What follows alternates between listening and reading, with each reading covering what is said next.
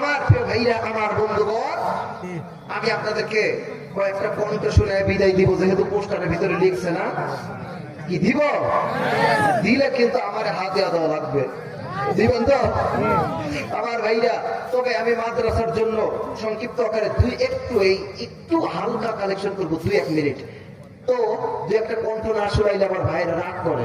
কোন যাই কার কণ্ঠ শোনাবো, কারটা শুনবে? হাফিজুর রহমান সিদ্দিকী, তাহেরি ওরে খুদা। আচ্ছা, আমি 10টা শোনানোর নিয়াত করছি, আমি জানি না আল্লাহ কয়টা শোনাবো। তবে মাওলানা মিজানুর রহমান আল আজহারী শুনছেন আপনারা? আমার যে ভাইয়া, আমার বন্ধুগণ, আপনাদের কাছে একটা দাবি করবো। কোন দাবিটা জানেন? আপনারা চেনেন কিনা? ও রব্বে কারীমের গোলামেরা, শুনে রেখে দাও, আমি রব তোমাদেরকে দুনিয়ার জমিনে পাঠাইলাম, বান্দারে তোরে কেন পাঠাইলাম? আমি রব পৃথিবীর জমিনে তোরে বানাইলাম শুধুমাত্র আমি রবের দাসত্ব করার জন্য।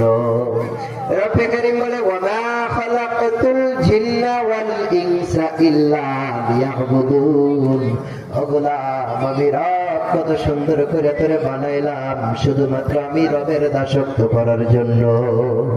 এজন্য পৃথিবীর জমিনে কোন আদর্শ নাই, একটা মাত্র আদর্শ আমার নবীর। আর হুকুম মানব কার? আর যারা বলেন হুকুম মানব কার?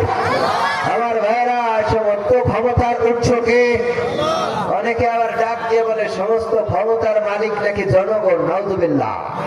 খবরদার, এইরকম কথা, এরকম মুনাফিকি, এইরকম নাফরমানি কথা বলা যাবে আমার প্রিয় ভাইরা।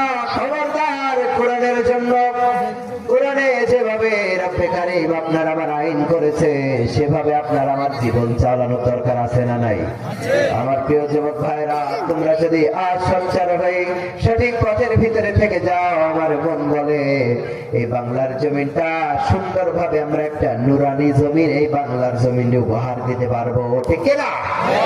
রাজি আছেন সবাই? লিল্লাহি তাকবীর। আমার ভাইয়ের, আমার বন্ধুগণ, কণ্ঠটা কার ছিল?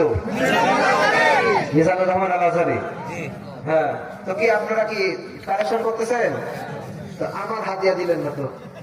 একজন একজন না ভাই আইসা বলবেন যে হুজুর আমি আপনার উপরে খুশি হইলা এই 5 টাকা 2 টাকা দিলাম, কি পারবেন না? নাহলে ভাই আপনি যদি আমার হাদিয়াটা দিয়ে না দেন, আমার তো একটা দোষ পারে না। আমি শেষ করতেছি ভাই, রাগ করতেছেন নাই তো? এইবার